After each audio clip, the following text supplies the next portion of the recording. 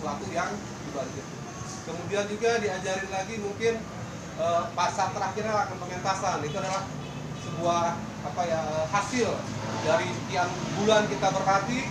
Itu adalah hasilnya, istilahnya sebuah kesempurnaan yang harus kita tampilkan di hadapan penonton. Itu pun sama di depan kantor saya pun saya merasakan ketika saya sudah berusaha seperti apa, saya harus menampilkan sesuatu yang betul-betul atasan saya suka dan diterima dengan baik. Jadi artinya teater itu menurut saya sangat mengubah sikap saya, cara bicara saya.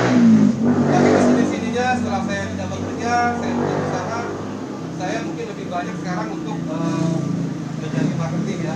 Dan untuk urusan seni, untuk urusan teater, baca puisi atau tulisan, rasanya udah grogi ya, udah kaku karena udah nggak terbiasa lagi saya istilahnya berlatih gitu ya. Tapi masih ingat ketika saya berteater yang paling saya ingat adalah dialog kata-kata yang saya kepala kampung di sini. Saya kepala kampung di sini. Itu kata-kata yang sampai sekarang saya bisa berubah gitu. Saya bapaknya kampung di sini. Siapa yang macam-macam berhadapan dengan saya? Gitu maksudnya. Itu sedikit yang saya masih ingat gitu ya. Setelah itu ya saya grogi untuk baca-baca puisi, saya pun saya kurang berlatih karena udah banyak kesibukan berhadapan dengan orang-orang gitu. Ya sekali lagi saya juga sebagai tuan rumah ucapan terima kasih atas kehadirannya. Mudah-mudahan kita juga dalam keadaan sehat, COVID cepat berlalu, kemudian juga pameran itu sukses dan peluncuran buku sukses. Dan mohon maaf apabila dalam penyajian atau mungkin ada perilaku atau kata-kata yang kurang berkenan, ya saya mohon maaf. Memang agak mepet waktunya dan mungkin terburu-buru, tergesa-gesa. Dan Pak Tommy di Bogor sudah berkali-kali kita juga sampaikan apa nih yang kurang, ternyata semua sudah clear. Malah mic yang harusnya menjadi primadona untuk kita tidak berteriak-teriak tidak hadir karena mungkin ada sesuatu orangnya. Tapi alhamdulillah karena di sini orang-orang teater ya, jadi alhamdulillah suara masih kedengaran ya. Kedengaran nggak Pak? Kedengaran ya? Ya kedengaran karena mungkin udah terbiasa teriak-teriak. Sekali lagi terima kasih. Wassalamualaikum warahmatullahi wabarakatuh. Terima kasih Bro Is, Pak Endang mungkin belum datang. Kita di promo. Items Burger tentunya lagi-lagi Bu Siti, dari Bu Siti. Nah, Bu Siti dengan membuat dagingnya itu sendiri dengan daging bukan dari sapinya impor, tapi sapi lokal itu. Karena sapi lokal itu sedikit lemak dan insya Allah sehat lah, ya mengurangi lemak, mengurangi gaji, tapi bukan gaji pakai. Silakan pesan kopi ya, lagi-lagi kalau kopi yang hitam biasa itu free, juga nanti ada makanan free, tapi kalau misalkan minuman kekinian lainnya silakan order. Bagus, monggo. Wah ya, diskon 17% pastinya. Silakan saudara Bagus menjelaskan apa dibalik peluncuran buku yang ketiga, Baca Merah Putih 3. Monggo. Assalamualaikum warahmatullahi wabarakatuh. Mohon maaf kalau muka saya nggak rata karena sehari-hari saya kerja di rumah sakit sebagai penjaga kamar jenazah. Jadi penanggung jawab kamar jenazah, instalasi kamar jenazah rumah sakit khusus Bedah Halimun. Jadi wajahnya nggak rata seperti ini. Mohon maaf. Buku, oh kalau itu serem ya. Buku Baca Indonesia ini dia seperti seri sebenarnya. Secara tidak sengaja ada seri pertama, seri kedua, dan seri ketiga. Karena seri ketiga atau karena dianggap seri, dia jadi nggak punya ISBN ya, International Standard Book Number. Ini terdiri dari 16 kalau salah ya, 17 akhirnya, 17 penyair atau orang yang mengklaim diri penyair atau dipenyairkan oleh Ibu Nani, guru saya, dan Mas Tarno, guru teater kami, dan Mas Tommy, Mas Iis. sama-sama dulu kita berteater sejak tahun awal 80-an sampai sekarang masih sering terlibat dalam pembuatan atau produksi teater kail. Dan kita mengharapkan suatu saat barangkali teater kail kumpulan puisinya bisa diilustrasi oleh teman-teman seniman pelukis ya, perupa. Misalnya setiap satu lembar atau satu orang penyair, terus kemudian ada karya ilustrasi dari teman-teman yang menjadi bagian dari buku kumpulan atau antologi puisi yang nanti insya Allah akan diterbitkan juga oleh teater kail. Saya ada beberapa hari lalu, sekitar 8 atau 10 hari lalu, menerima perawat di rumah sakit, perawat baru. Saya tanya, kamu sukanya apa? Suka baca buku apa? Novel. Novel terakhir apa? Aduh, saya lupa karena sudah lama. Nah, apalagi puisi. Baca puisi suka. Puisi siapa yang sering kamu baca? Aduh, lupa. Ternyata lupa juga. Banyak sekali karya sastra yang sudah dilupakan oleh anak-anak kita. Atau mungkin kita sendiri juga sudah lupa bahwa ada dalam kehidupan kita ada satu kata namanya sastra, ada satu karya yang namanya sastra, sehingga sastra ini sama sekali tidak dianggap. Kalau seni rupa barangkali bisa kelihatan, tapi kalau puisi nggak kelihatan kecuali dia dibukukan, dibacakan, dia selesai kalau nggak didokumentasikan. Tapi kalau karya seni rupa seperti ini itu terpatri ya, bisa dipajang di tembok. Sastra kalau dibaca kemudian didokumentasikan dalam bentuk video, dia akan bisa abadi. Atau dia dicetak seperti buku, atau dia dicetak di kertas kemudian dibingkai, bisa menjadi abadi juga. Kalau sekedar sebagai catatan saja, catatan pribadi, maka karya sastra tidak akan ada dalam tanda kutip manfaatnya sama sekali. Karena dianggap sebagai karya liar, karya imajinasi yang liar yang buat orang barangkali tidak bisa menimbulkan efek apa-apa. Tapi saya terus terang kalau membaca puisi misalnya Sutarji Kasembahri kemarin ketika ada pelatihan untuk security, saya mencoba membacakan puisi Sutarji Kasembahri. Saya pikir efeknya bagus, ternyata saya diketawain. Saya baca begini, Shanghai, ping di atas pong di atas ping, bilang ping, ku mau pong, bilang pong, ku mau ping, iya ping, iya pong, tak iya ping, tak iya pong. Saya kira mereka akan kagum, ternyata saya diketawain. Jadi sepanjang saya baca puisi, mereka tertawa. Tandanya memang perlu apresiasi puisi yang sering untuk anak-anak, terutama kalangan pelajar, karena pelajaran sastra di buku pelajaran bahasa Indonesia itu berhenti di angkatan 70 kalau saya tidak salah. Setelah itu guru-guru nggak tahu apakah masih ada yang namanya penyair, apakah masih ada yang namanya pujangga, apakah ada yang disebut saja. Mereka sudah tidak tahu lagi. Mereka hanya tahu sampai di angkatan 70. Angkatan-angkatan embeling misalnya Remi Silado, mereka udah tidak tahu lagi. Tapi yang paling sering dibahas adalah karya-karya 45, angkatan 45 atau angkatan 66. Selebihnya tidak ada sama sekali. Oleh karena itu dengan bangga kami meluncurkan karya yang langka, ya, kumpulan puisi yang diinisiasi oleh Mbak Nani dan Mas Tarno di Teater Kail. Mudah-mudahan ini juga menjadi semacam pemicu semangat untuk berkarya. Bukan cuma kita nih yang sering merangkai kata-kata, tapi juga teman-teman dari seni rupawan. Sekali lagi nanti barangkali kita bisa bekerja sama, satu orang penyair digawangi oleh atau dijaga oleh satu orang seni rupawan. Jadi setiap kali ada sketnya misalnya dan sebagainya. Tidak melulu yang tampilkan orang per orang seperti ini. Kalau wajahnya cantik seperti ini nggak masalah, tapi kalau wajahnya seperti saya begini agak mengerikan juga untuk dibaca atau dilihat.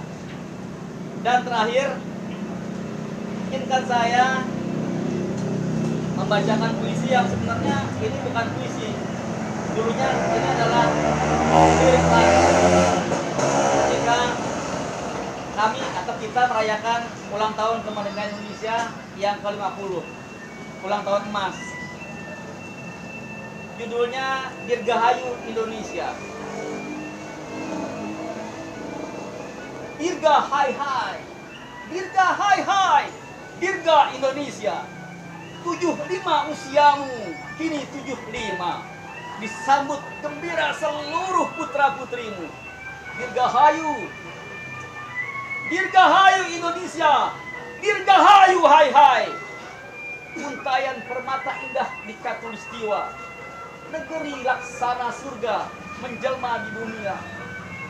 Oh Indonesia, aku renungkan kembali arti kemerdekaan dalam hening. Ternyata aku semakin tidak mengerti maknanya. Kita merdeka dari satu bangsa dan kita kembali dijajah bangsa lainnya, dijajah dengan lebih semena-mena tanpa kita berdaya melawannya. Negara yang dulu pernah dibela kakek nenekku sekarang menggelar karpet merah untuk anak cucu mereka yang hanya menjadi penonton di pinggir medan perjuangan. Dalam hening aku bertanya pada angin lalu, apa sesungguhnya makna kemerdekaan? Angin menjawab, kau puji penguasa dan kau boleh berbuat apa saja, bahkan menghina agamamu sendiri.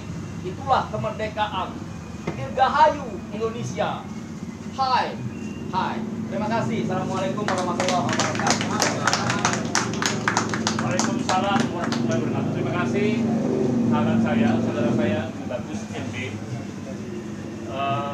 Beliau pernah kuliah di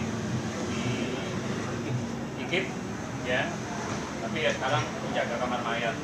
Tapi konon katanya belum ada mayat karena klinik wajib punya kamar mayat.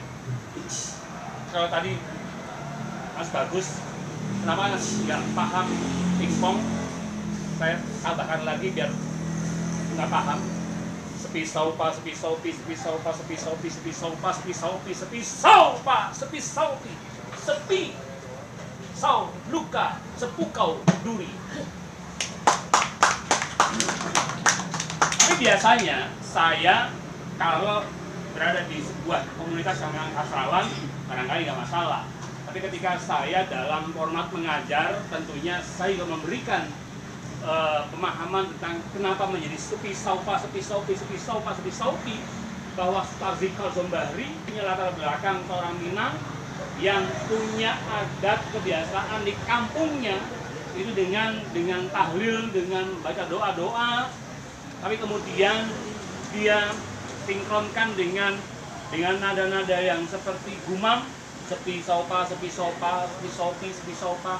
Tapi sesungguhnya ada perkara dengan sepi, bahwa sepi bisa menjadi pisau, sepi pisau, dia bisa membunuh kita. Karena barangkali ketika kita dalam diam seperti menyayat ketika tidak ada teman-teman yang menegur sapa kita. Ketika negeri ini diam dengan keporak-porandakannya, maka boleh jadi negeri ini sepi dengan keadilan. Dan itu diantaranya, ya, banyak persoalan yang barangkali dalam buku puisi yang nanti patut juga akan kalian beli, ya, harganya saya nggak tahu berapa, 100.000 rupiah, dan ada gambar yang juga bisa kita apresiasi. Kalau harganya silahkan ke pelukisnya masing-masing. Tapi sebelum lanjut ke seorang Mas Tarno yang akan membuka, saya panggil peserta yang pameran kali ini. Sahabat saya, Bro Ari Santosa. Maju, Bro. Bro Ari ini dia seorang desainer lulusan IKB, teman ngajar dari UMN dari awal, dari mulai berjuang, pokoknya mengulik mata kuliah yang baru-baru, pokoknya hajar dengan semangat kita mendidik, bukan hanya sekedar mengajar. Sebelum saya panggil teman-teman, Atau saya panggil dulu teman lainnya. Cumi, Rohani Cumi, silakan Cumi. Latif Haq. Rohani Cumi ini biasa nongkrong di Jonan Gallery, ya, dia punya studio. Latif, beliau juga sahabat, dia sedang proses doktoral di Binus University, ISI Yogyakarta, yang dia mengajar di Binus University. Tapi dia sebenarnya malas kalau dibilang ngajar. Dia sebenarnya pengen menjadi seorang visual artist, terutama. Kemudian Mas Sony Satria Mandraguna, Satria. lukisannya realis, cukup kuat, ya, dan pokoknya kalau mau lukisan foto, lukisan apa segala macam yang realis, beliau lah, ya, boleh melalui saya benar. Ya, seorang muralis, dia lulusan ISI Yogyakarta juga, dan dia pokoknya seorang muralis, painter, pelukis, perupa, yang suka bikin mural hampir seluruh Indonesia bagian timur. Pokoknya dia menghajar, pokoknya siapa yang nggak kenal daerah timur, daerah mana? Oke, Pulang K itu dia pokoknya urusannya. Oke. Yayat Lesmana, Sony, Roari, Latif, Cumi, Tri, bagi teman-teman, lu ngomong dah, ada semangat tentang new freedom atau apapun itu. Oke. Thank you. Foto. Oke, assalamualaikum teman-teman. Oke. Jujur ini gue senang banget hari ini. Kenapa? Ini bisa dibilang saat pertama gue keluar kandang. Setelah 5 bulan itu ya. Ini ketemu sama teman-teman sesama seniman, dan kayaknya kita rada cuek nih dengan prosedurnya sekarang. Semoga di ruang lingkup kita ini corona out dulu. Amin. Ya, amin. Oke. Thank you juga buat Mas Tommy udah ngajak gua pameran, Mas Latif juga, karena buat gua pribadi, kita para perupa itu butuh rangsangan, butuh stimulan. Misalnya apa, diundang pameran atau diajak gambar apa, itu jadi semangat kita berkarya itu jadi muncul lagi di tengah pandemi ini, gitu ya.